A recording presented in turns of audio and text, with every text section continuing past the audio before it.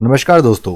GK 2023 trending GK 2023 के अंतर्गत आज जो मैं आपको टॉपिक बताने वाला हूं वो है दोस्तों एथेनॉल। 100% एथेनॉल पर अब वाहन चलने वाले हैं। बहुत ही इंपॉर्टेंट टॉपिक है तो पूरा वीडियो ध्यान से देखिएगा। वीडियो के आखिरी में मैं आपसे कुछ इंपॉर्टेंट क्वेश्चन भी पूछूंगा हमेशा की तरह, जिनका उत्तर आपको कमेंट बॉक्स में देना है। सबसे पहले स्क्रीन पर आप एक शख्स को देख रहे होंगे, इनको ध्यान से देख लीजिए। बहुत ही खास शख्स है क्योंकि ये है हमारे देश के केंद्रीय मंत्री नितिन गडकरी जी, जो कि सड़क परिवहन मंत्री हैं। और इन्हीं के राज में बहुत सारे नेशनल हाईवेज का काम देश में चल रहा है और ये बहुत ही इनोवेटिव हैं और बहुत ज़्यादा प्रयोग करते हैं। अभी आपने एक और न्यूज़ सुनी होगी, कुछ समय पहले, 2 महीने पहले या फिर 2-4 महीने पहले एक न्यूज़ आई थी। उन्होंने बोला था कि ये कुछ ऐसे ट्रक्स भी लॉन्च करने वाले हैं जो ट्रेन जो होती है, ट्रेन के ऊपर आपने देखा होगा एक पेंटागन लगा रहता है इस टाइप का, जो कि उसको करंट देता है। उस टाइप के ट्रक ये चलाने वाले हैं, इलेक्ट्रिक ट्रक चलाने वाले हैं। ऐसे ट्रक जो लगभग लगभग आपको ट्रेन का जो इंजन होता है वैसे दिखते हैं। बात ये वाली, मैं ये बात नहीं करने आया हूँ। मैं एक्चुअली जो बात करने आया हूँ वो बहुत ही महत्वपूर्ण है। आज हम बात करने वाले हैं, अभी रिसेंटली इन्होंने एक बयान दिया है मीडिया में। इन्होंने बोला है कि अगस्त में ये 100% एथेनॉल पर चलने वाले वाहन लॉन्च कर देंगे। बहुत ही महत्वपूर्ण है, ध्यान से देखिएगा।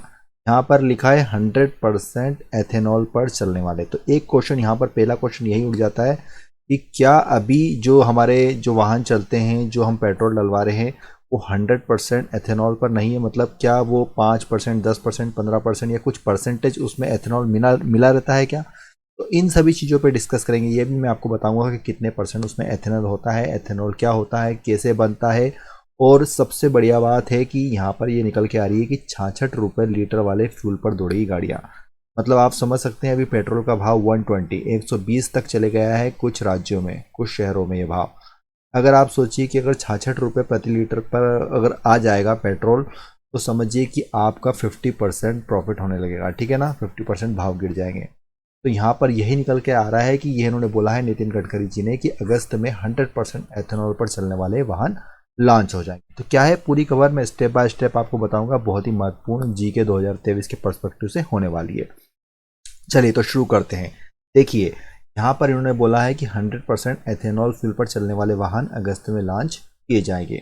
तो ट्रांसपोर्ट एंड हाईवे मिनिस्टर, ठीक है ना, तो नितिन गडकरी जी है, उन्होंने गुरुवार को एक इंटरव्यू में ऐसा कहा है और ये क्रांतिकारी पहल होगी। देखिए मैं आपको बता दूं कि ये क्रांतिकारी पहल है क्योंकि बहुत बड़ी बात है। जहाँ पर अभी पेट्रोल का भाव 120 है, अगर ये सीधे 65 से 70 तक आ जाएगा तो समझिए कितनी बड़ी बात होगी, कितना आपका पैसा बचने लगेगा।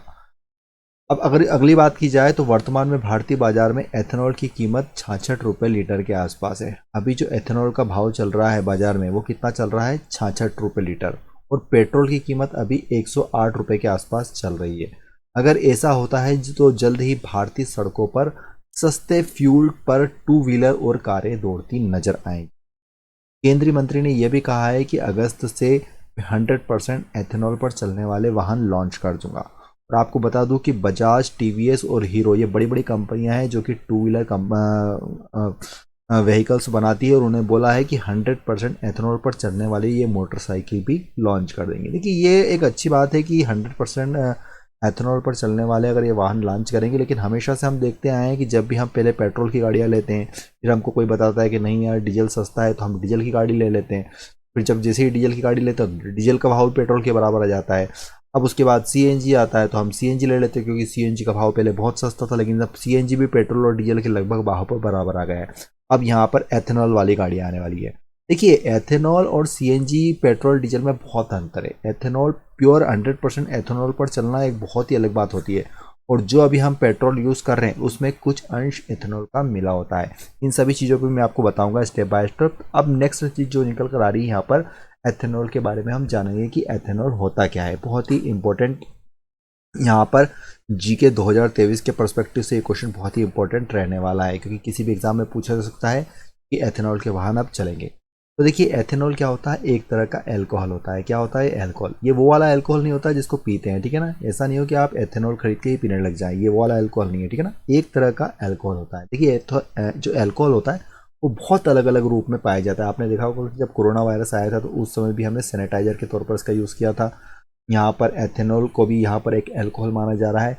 और एक्चुअली जो ओरिजिनल एल्कोहल होता है उसको लोग शराब के रूप में पीते भी हैं। तो यहाँ पर क्या है कि एथेनॉल एक प्रकार का एल्कोहल है जो स्टार्च और शुगर के फर्मेंटेशन से बनाया जाता है। किससे बनता है ये? स्टार्च और शुगर के फर्मेंटेशन से। देखिए मेन मैं बता दूं आपको, जो एथेनॉल बनता है ना उसमें मेन रोल होता है गन्ने का। मैं अभी आपको आगे वीडियो में बताऊंगा। इसे पेट्रोल में मिलाकर गाड़ियों में इको फ्रेंडली फ्यूल की तरह इस्तेमाल किया जाता है, ठीक है ना। इको फ्रेंडली फ्यूल बहुत ही इंपॉर्टेंट यहाँ पर वर्ड आया है, इको फ्रेंडली फ्यूल। देखिए जब एथेनॉल वाली गाड़ियाँ चलने लगेगी तो इससे बहुत लाभ होने वाला है। अब क्या लाभ होने वाला है मैं आपको बता दूं। पहला लाभ होएगा, सबसे पहला जो सबसे महत्वपूर्ण इससे प्रॉफिट होने वाला है वो होने वाला है दोस्तों, पर्यावरण प्रदूषण बहुत कम हो जाएगा। दूसरा प्रॉफिट मैं आपको बता चुका हूँ कि जब एथेनॉल से गाड़ियाँ चलने लगेगी 100%, तो आपको 65 से 70 रुपये पर आपका भाव आ जाएगा पेट्रोल का, ठीक है ना। ये बहुत बड़ी एक उपलब्धि होगी। और जो तीसरा मोस्ट इम्पॉर्टेंट है, मैंने आपको बताया अभी जस्ट कि एथेनॉल होता है वो किससे बनता है, उसमें मेन गन्ने का रोल होता है। और जब गन्ने की बात आती है तो हमारे देश में गन्ने भरपूर मात्रा में होता है, तो हम स्वदेशी निर्मित चीज़ पर आ जाएंगे। हमको किसी दूसरे देश पर डिपेंड नहीं होना पड़ेगा, जहाँ पर अभी हम दूसरी अरब कंट्रीज़ पर डिपेंड होते हैं पेट्रोलियम के लिए, पेट्रोल के लिए। आपको पता होगा कि हम रूस, अमेरिका और अरब कंट्रीज़ पर डिपेंड होते हैं पेट्रोल के लिए। तो हम स्वदेशी निर्मित चीज़ पर आ जाएंगे तो हमें दूसरों पर डिपेंड भी नहीं होना पड़ेगा। ये कुछ इंपॉर्टेंट फ़ायदे भी हैं। देखिए अब यहाँ पर मैंने आपको बताया कि एथेनॉल का उत्पाद मुख्य रूप से गन्ने के रस से होता है, लेकिन स्टार्च कंटेनिंग मटेरियल्स जैसे मक्का, सड़े आलू, कसावा, सड़ी सब्जियों से भी एथेनॉल तैयार किया जाता है। इनसे भी एथेनॉल तैयार किया जाता है। अब देखिए एथेनॉल के कुछ टाइप भी बताता हूँ मैं आपको। यहाँ पर 1G, 2G और 3G। 1G ethanol, 2G ethanol, 3G biofuel. देखिए 1G एथेनॉल क्या होता है? ये फर्स्ट जनरेशन एथेनॉल होता है जो कि गन्ने के रस, मीठे चुकंदर, सड़े आलू, मीठा ज्वार और मक्का, इन सभी से बनाया जाता है, ठीक है ना। इनको फर्मेंटेशन करके बनाया जाता है। मैंने अभी आपको बताया था फर्मेंटेशन। जो 2G एथेनॉल होता है वो सेकंड जनरेशन एथेनॉल है।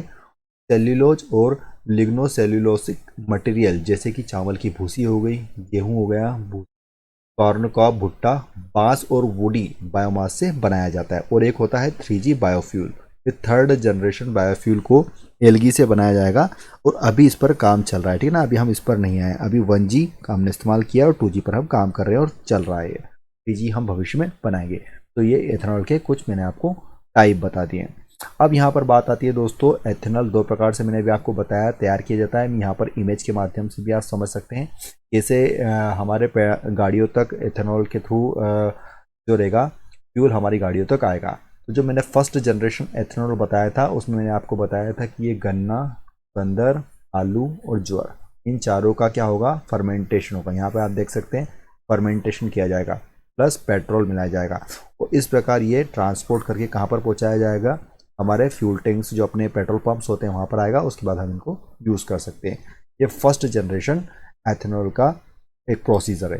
अगर बात की जाए सेकंड जनरेशन एथेनॉल की, मैं आपको बता दूं ये आपको गेहूं, भुट्टा और बांस का फर्मेंटेशन होगा और उसको पेट्रोल में मिलाकर ये हमारे ट्रांसपोर्ट करके पेट्रोल पंप से पहुंचाया जाएगा और उसको फिर हम अपनी बाइक्स में या फिर गाड़ियों में यूज़ कर सकते हैं।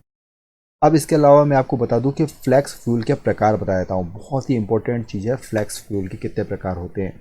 अब यहाँ पर आप देख रहे होंगे E5, E10, E20 और E85।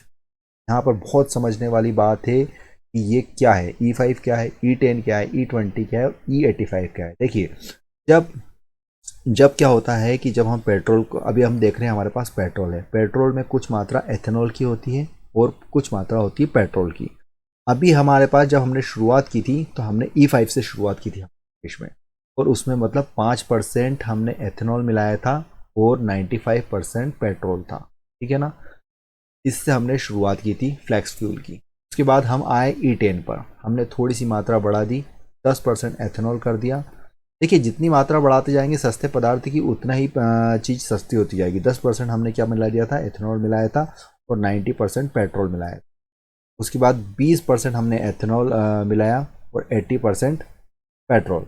इस प्रकार से 85 E85 में क्या होगा? जब हम E85 पे पहुँचाएंगे, अभी हमारे देश में जो पेट्रोल बिक रहा है अभी हाल फिलहाल में 2023 की स्थिति में, हम अभी E20 पर काम कर रहे हैं। मतलब हमने हमारे पेट्रोल के अंतर्गत 20% एथेनॉल मिला लिया है और 80% पेट्रोल है। अगर हम इस चीज़ को 100% पर पहुंचा लेंगे तो समझिए, मैंने आपको शुरू में बताया था कि इथेनॉल का भाव चल रहा है अभी 65 से 70 रुपीज़, ठीक है ना। तो कितना सस्ता हो जाएगा, ये प्रोसेस रहेगी पेट्रोल को सस्ते करने की। जितना आप क्वांटिटी बढ़ाते जाएंगे सस्ते प्रोडक्ट की, उतना ही वो प्रोडक्ट सस्ता होता जाएगा।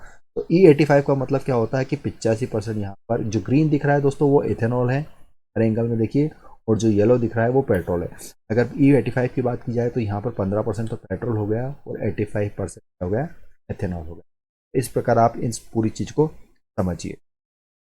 चलिए दोस्तों, तो अब बात हो रही है अगर सड़क परिवहन और राजमार्ग मंत्रालय नितिन गडकरी जी की, तो मैं आपको नेशनल हाईवे और राष्ट्रीय राजमार्गों से संबंधित कुछ इंपॉर्टेंट प्रश्न भी बता देता हूँ, इंपॉर्टेंट फैक्ट बताता हूँ, तो आप एक एक करके फटाफट देख लीजिए। देखिए, भारत में सबसे अधिक लंबी सड़कों वाला राज्य कौन सा है? महाराष्ट्र है। नितिन गडकरी जी भी यहीं से बिलोंग करते हैं। दूसरा फैक्ट है, भारत में सर्वाधिक पक्की सड़कों वाला राज्य महाराष्ट्र है। अगर कच्ची सड़कों वाले राज्य की बात की जाए तो वो ओडिशा होता है। सर्वाधिक घनत्व किस राज्य में है सड़कों का? ये केरल में है। संपूर्ण देश की सड़कों की कुल लंबाई कितने प्रतिशत? ये दोस्तों 2%। राष्ट्रीय राजमार्ग संख्या 1 कहाँ से कहाँ तक जाता है? तो देखिए, नेशनल हाईवे नंबर 1 जाता है दिल्ली से पाक सीमा, 1226 किलोमीटर का है।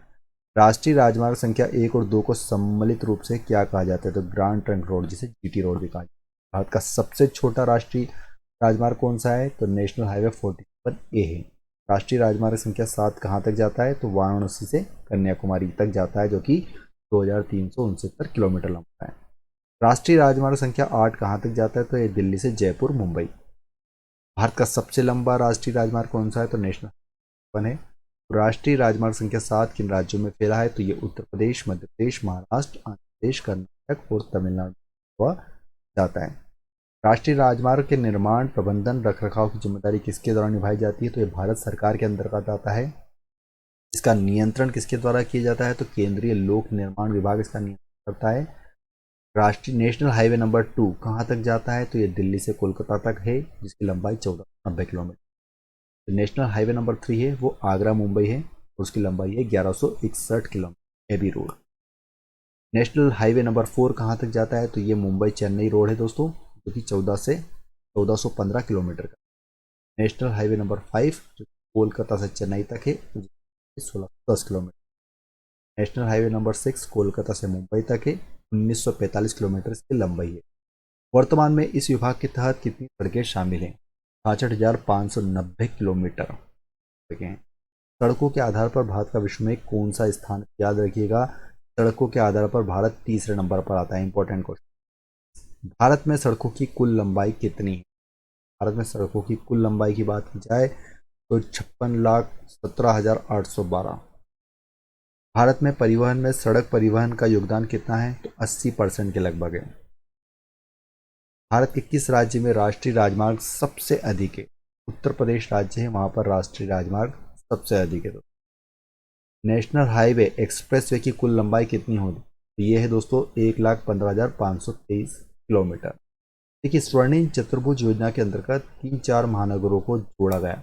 देखिए, दिल्ली, मुंबई, चेन्नई एवं कोलकाता को जोड़ा जाएगा स्वर्णिम चतुर्भुज, ये भी इंपॉर्टेंट है। राष्ट्रीय राजमार्ग विकास कार्यक्रम के अंतर्गत बनने वाले उत्तर दक्षिण गलियारे से किसको जोड़ा गया है? तो ये श्रीनगर को कन्याकुमारी से जोड़ा गया है। तो दोस्तों, आज मैंने आपको ये पूरा अच्छे से टॉपिक कंप्लीट करा दिया, जिसमें हमने इस बारे में जाना था। भविष्य में इस पे गाड़ियाँ चलने वाली है 100% इथेनॉल पे, अभी चल रही है 20% पे, पेट्रोल में इतना है। देखिए, हमारा पेट्रोल 70 रुपये तक, 65 से 70 के बीच में आ जाएगा। और इसके अलावा ये बहुत ही अच्छी है, इनिशिएटिव है। अब मैं आपसे कुछ इंपॉर्टेंट क्वेश्चन पूछता हूँ, आपको कमेंट बॉक्स में उनका आंसर देना है। सबसे पहला प्रश्न है कि वर्तमान में भारत के केंद्रीय सड़क परिवहन मंत्री कौन है? आपको उनका नाम लिखना है। दूसरा प्रश्न है मेरा कि भारत का कौन सा स्थान है विश्व में सड़कों के मामले? आपको बताना है कौन से नंबर पर आता है भारत।